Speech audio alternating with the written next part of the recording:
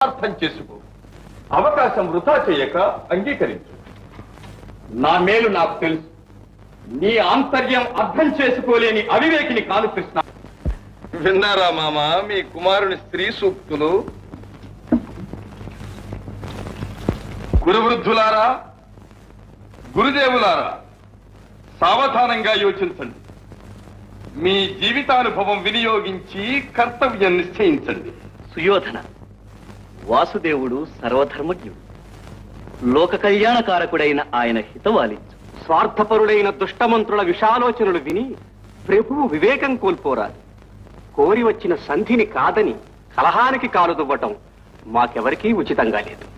ఆలకించు నాయన, నీ మతం వృద్ధులెవ్వరికీ సమ్మతం కాదు. బలవంతులతో విరోధం మంచిది కాదు. అవును రారాజా, ఒక్క మాటతో సూతపుత్రునికి అంగరాజ్యమిచ్చిన నీకు ఇది అసాధ్యం కాదు. నీ స్వబుద్ధితో